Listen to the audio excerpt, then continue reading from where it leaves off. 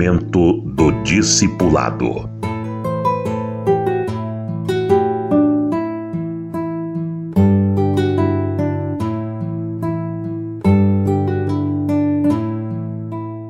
A organização e resultados em uma igreja não ajudam no discipulado.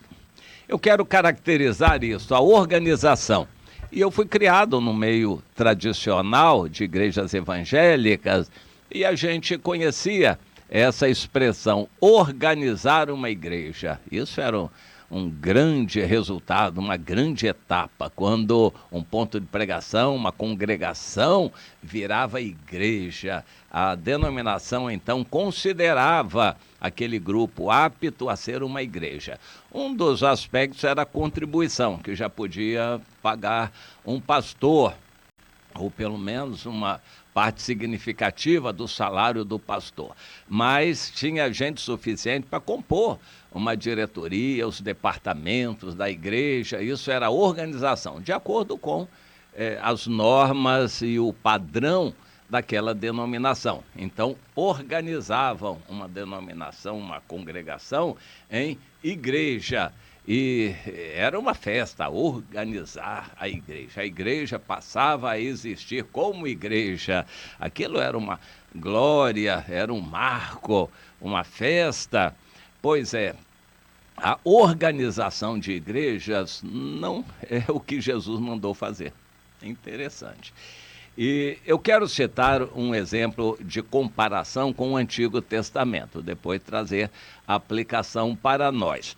Na época de Salomão, ele aproveitou tudo o que Davi tinha feito e há diferenças muito grandes entre a organização de Davi e de Salomão.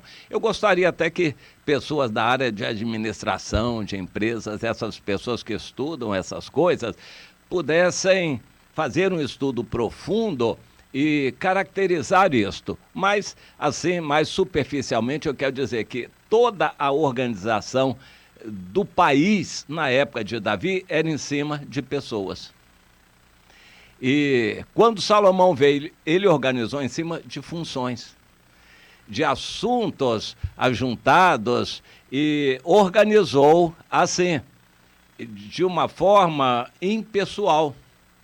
Na época de Salomão, o importante era a organização e as pessoas não faziam muita diferença. Rei morto ou rei posto.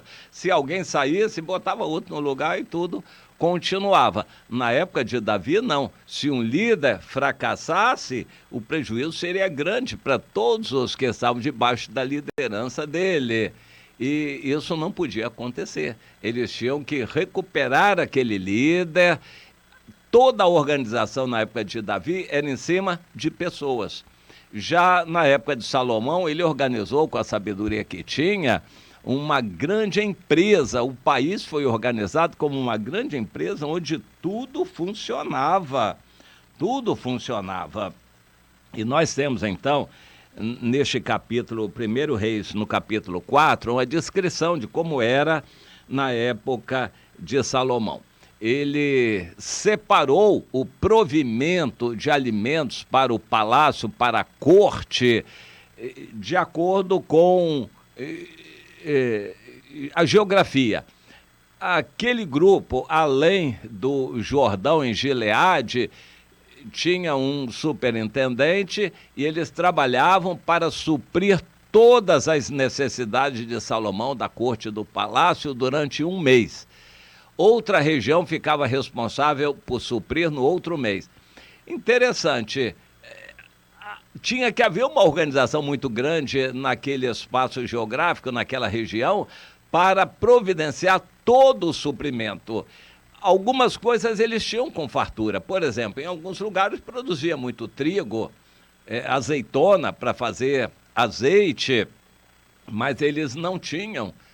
O lugar não era apropriado para uva, então, para fazer vinho, ou eles tinham que comprar de outro lugar, qualquer coisa assim. Eles tinham que suprir tudo, gado, ovelhas, aves, e às vezes eles não tinham tanto, mas tinham que providenciar e compravam de outros. Mas o que eles tinham em excesso, eles podiam fazer o que quisessem durante o restante do ano. E eles tinham que suprir todas as necessidades do palácio naquele mês. Depois eles ficavam livres. Era uma organização esquisita, digamos assim, mas era uma organização que funcionava.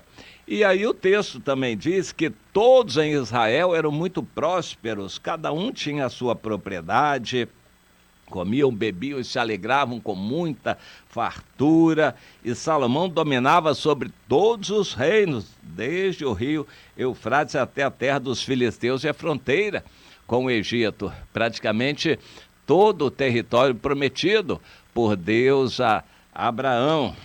E esse provimento diário passa a descrever, era muito puxado, era muita tonelada de trigo por dia, era muito gado, aves e ovelhas, era muita coisa por dia.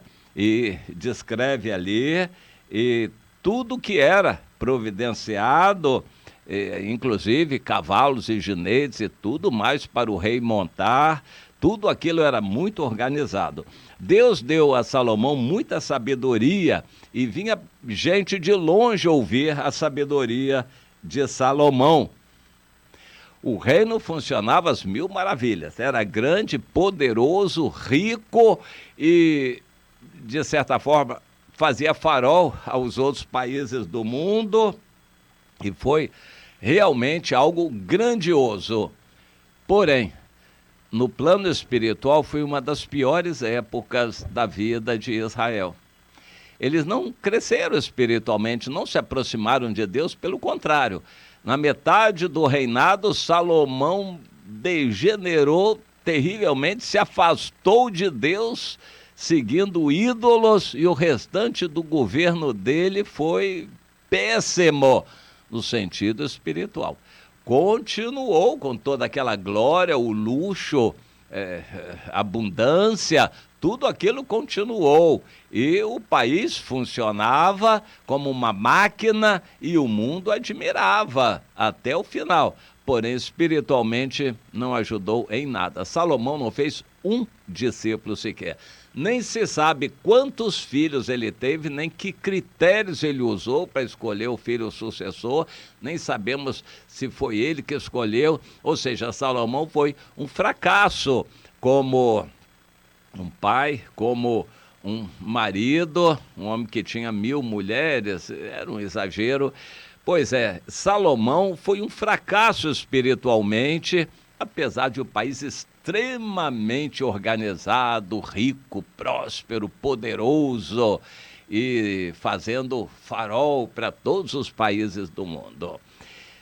Hoje há igrejas que são organizadas no rastro de Salomão. Igrejas organizadas, isso é um problema espiritual. A igreja funciona independente de qualquer pessoa. É uma organização, uma máquina. Ela é toda organizada, tudo funciona como uma máquina, com procedimentos. É uma empresa religiosa.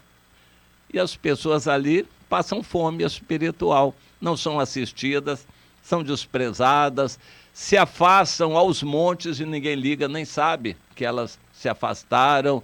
Mas vem outras ingênuas ocupar o lugar daquelas e assim vai. A igreja é uma máquina, as pessoas não valem muita coisa. As pessoas contam apenas número, ou pela contribuição, ou para encher auditório. É mais ou menos assim que muitas igrejas funcionam em nossos dias. Uma igreja grande, cheia de gente, massificada. Os programas funcionam, os cultos são shows transmitidos pela televisão, internet, um espetáculo de show, e a vida espiritual das pessoas vai definhando. A pessoa passa fome ali no meio de milhares de outros irmãos assistindo os mesmos shows religiosos. Eu chamo isso de entretenimento religioso, ficar gerando shows com artistas, pessoas pagas, pessoas que são treinadas para aquilo, para ministrar para multidões, são verdadeiros atores que representam bem lá na frente, e o show chamado de culto, aquelas reuniões, é algo assim impressionante. Tudo muito bem, funcionando às mil maravilhas, fora dos planos de Deus. Não há discipulado, ninguém se responsabiliza por ninguém ali, ninguém sabe se o outro está crescendo espiritualmente, ninguém quer saber se o outro está vivendo em pecado. Isso não existe nessas igrejas. Para mim, isso é ajuntamento religioso, e isto não é igreja. Igreja é um corpo de pessoas compromissadas, bem definido esse corpo, onde pessoas têm compromisso umas com as outras, cada um sabe quem é o seu líder, cada um sabe quem é aquele corpo pequeno de pessoas que deve amar. Isso é uma igreja, um conjunto de pessoas, uma família, pessoas interligadas que praticam a mutualidade cristã, uns levam a carga dos outros.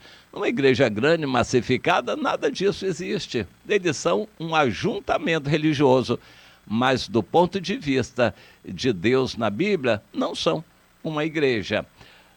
A ordem de Jesus é fazer discípulos, cada cristão se responsabilizar por outros. Numa igreja grande, massificada, as pessoas só assistem reunião. Ninguém é responsável por ninguém ali. Cada um só quer assistir, viver a sua vida privada, ninguém se mete nas suas coisas, ele vai à reunião quando ele quer, quando ele bem entende, e ninguém se mete na vida dele. Isto não é pertencer ao corpo de Cristo, não é ter comunhão e não é caminho de salvação. Uma igreja massificada é um problema, porque gera um engodo, algo que parece agradar a Deus. Todo mundo ali, tudo em ordem, cada um se assenta, os assentos são muito bons, tudo climatizado, o som, o auditório maravilhoso, o show lá na frente maravilhoso, tudo funciona às mil maravilhas, como o reino de Salomão. E ninguém faz discípulo ali. Ninguém se preocupa em discipular ninguém, ninguém quer ser discípulo, eles estão bem, assistem reunião, dá-se a impressão de que eles estão bem. Se alguém está assistindo todas as reuniões, está bem, está firme na igreja, e longe da vontade de Deus, não evangeliza, não discipula ninguém, nem sabe o que é discipular, mas ele sabe assistir reunião de igreja.